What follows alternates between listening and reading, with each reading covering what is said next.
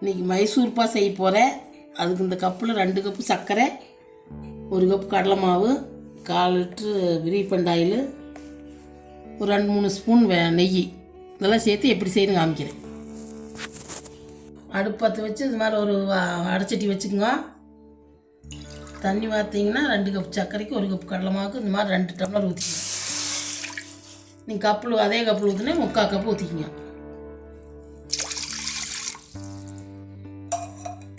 தண்ணி ஆகிட்டு சர்க்கரை போட்டுக்கலாம்.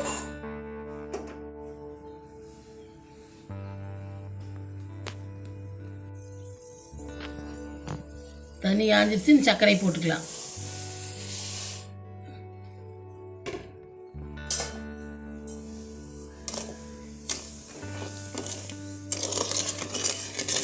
நல்லா ஒரு பாவு 10 வரைக்கும் நல்லா கிளறிக்கலாம். இந்த சைடு பார்த்தீங்கன்னா எண்ணெய் சூடு பண்ணிக்கலாம். சூடு பண்ணிட்டு ஊற்றணும். இப்படி பாவு கொதிச்சுட்டு இந்த பக்கம் பற்ற வச்சு ஒரு வடச்சட்டியில் எண்ணெய் சூடு பண்ணிக்கலாம். இதில் ஊற்றி சூடு பண்ணிக்கலாம். பக்கத்தில் எண்ணெய் ஊற்றி கொஞ்சம் சூடு பண்ணிக்கோங்க. அது அப்படியே சூடாகிட்டு இருக்கிட்டு சிம்மில் வச்சு சூடு பண்ணிக்கோங்க. பாவு கொதிச்சுட்டு இப்படி கிளறி விட்டுக்குங்க. கை விடாத. பாவு போதும் வந்தால் காமிக்கிறேன். நெய் பூசி வச்சுருக்கிறப்போ எடுத்து ஊற்றுறக்கு உங்கள் வீட்டில் இது மைசூர்பா காய்ச்சறது இருந்தால் அதில் ஊற்றிக்கங்க. நான் இல்லாதனால பிளேட்டில் ஊற்றுறேன். நான் நெய் தொடச்சி வச்சுக்கோங்க. பார்த்தீங்கன்னா சர்க்கரை பாவு போதும் வந்துருச்சு. இப்படி எடுத்து ஊற்றுனீங்கன்னா இப்படி கம்பி மாதிரி ஊற்றிக்கிட்டே இருக்கணும். விட்டு ஊற்றக்கூடாது. இப்படி கம்பி மாதிரி ஊற்றுச்சுன்னா நான் பாவு போதும் வந்துருச்சுன்னு அர்த்தம். அப்படி இல்லைன்னா ஒரு தண்ணிக்குள்ள விட்டு உருண்டை பண்ணி பார்த்துக்குங்க. இனி மாவு போட்டுக்கலாம். கடலை மாவு போட்டுக்கலாம். இன்னைக்கு கொஞ்சம் கொஞ்சமாக கடலை மாவு சேர்த்து இப்படி கிளறிட்டே இருங்க. கை விடாத புருடாயிரு. அடுப்பு சிம்மில் வச்சுட்டு இந்த மாதிரி கிளறிக்குங்க.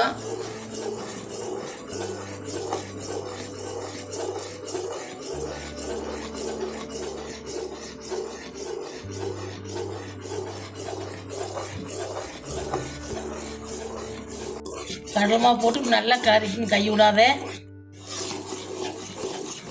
கிளறிக்குங்க.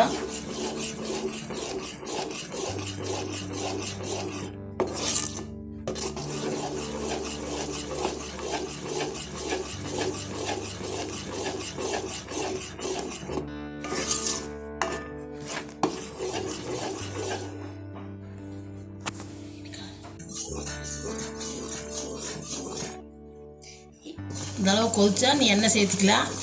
நல்லா கொதிக்க வரைக்கும் நல்லா கிளறிக்கும். கடலை மாவு போட்டு நீ கொஞ்சம் கொஞ்சமாக எண்ணெய் சேர்த்து கிளறிக்கலாம். நீ கொஞ்சம் கொஞ்சமாக எண்ணெய் ஊற்றிக்கலாம். எண்ணெய் ஊற்றி கிளறிக்கலாம்.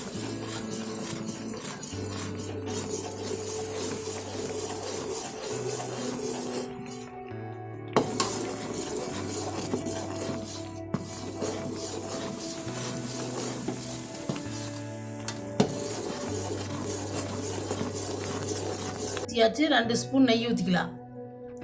2 ஸ்பூன் நெய் ஊற்றிங்க.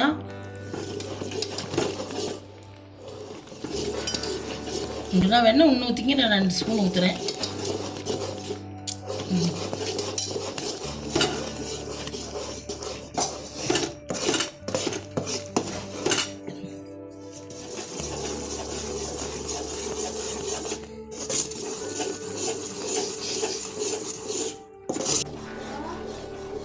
இந்த அளவுக்கு வந்து எடுத்து ஊற்றிக்கங்க. இந்த மாதிரி கெட்டியாக வந்ததுன்னா நெய் எல்லாம் ஊற்றி எண்ணெய் எல்லாம் ஊற்றி நீ எடுத்து ஊற்றிக்கலாம். அடுப்பு ஆஃப் பண்ணிவிட்டு எடுத்து ஊற்றிங்க.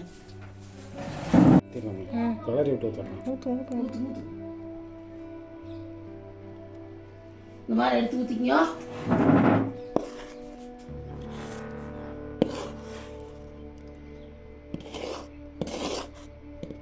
இந்த மாதிரி எடுத்து ஊற்றி கொஞ்சம் ஆறிட்டு அப்புறம் கீத்து போட்டுக்கலாம்.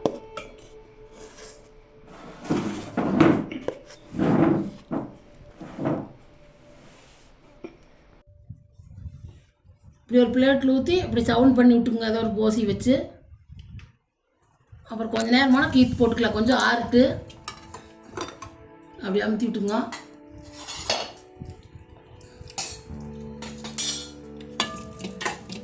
கொஞ்சம் ஆறுனதுக்கப்புறம் கத்தி எடுத்து கீத்து போட்டு விட்டுக்குங்க. உங்களுக்கு கத்தி எடுத்து எந்த ஷேப்பில் வேணுமோ அந்த மாதிரி கீத்து போட்டு வச்சுக்கோங்க. அப்புறம் ஆறுனதுக்கப்புறம் எடுத்துக்கலாம். கொஞ்சம் ஆறுனதுக்கப்புறம் இப்படி கீத்து போட்டுங்க.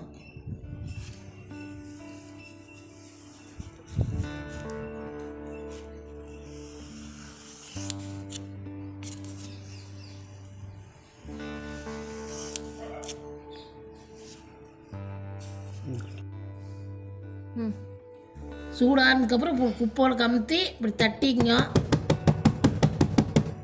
தட்டி இப்படி தூக்குனீங்கன்னா சூப்பராக வந்துரு. பாருங்கள், சூப்பராக வந்திருக்குது.